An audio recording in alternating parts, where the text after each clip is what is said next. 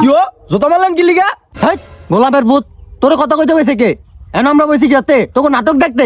মারেন মারেন জুতা আরেকটা মারেন ওরে বেয়াদ তো বলা তো এই যে প্রত্যেক সপ্তাহে যে মিষ্টি নয় হয় এটি করে কে? এটি সব হয় করে। তোর কি একটা লেয়ারের বিচার আইলাম, একদম বিরক্ত লাগতেছে। লন আপনি আর আমি যাইগা, ওকে বিচার ওরাই করুক। তোরা দুইজনে এখন আর একটা কথা কবি না, যা বোঝার আমরা বুঝাছি। কি লিগা চুপ করমু? প্রত্যেক সপ্তাহে যে মিষ্টি 900 হয় এটা কি আমি করি? এটা তো আপনারাই করেন। কিরাতি কি কইলি? মিষ্টি কেক গয় না? প্রত্যেক শুক্রবারে হ্যাগো মিষ্টি পাওয়া দাম লাগে, নইতে হ্যাগো বলে না এক একজনের 5টা 10টা করে মিষ্টি লাগে। কিও কমিটির গণ্যমান্য জঘন্য ব্যক্তিরা আতিকে যা গুলো এটা হাসা কথা। আপনি নাকি মিষ্টি লয়ে সিলিবিলি করেন। গত সপ্তাহে শুনলাম রসগোল্লা দিয়েছে মসজিদ, আমি তো রসগোল্লা একটু পানিও পাইলাম না।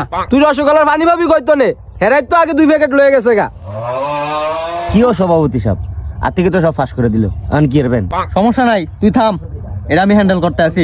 আতিক তুই আমার নামে মিথ্যা অপবাদ কি লিগে দিতেছস? আমি আজকে এত বছর ধরে মসজিদের কমিটি কেউ আমার নামে 2 কথা কইতে পারলো না, আর আজকে তুই আমার নামে এত্তুরি মিথ্যা কথা কইতাছস। সভাপতি সাহেব আমার কিন্তু খেপায়েন না, আমি কিন্তু আরো বহুত কিছু জানি। এ আতিকা তুই চুপ থাক, তুই বেশি কথা কইস না।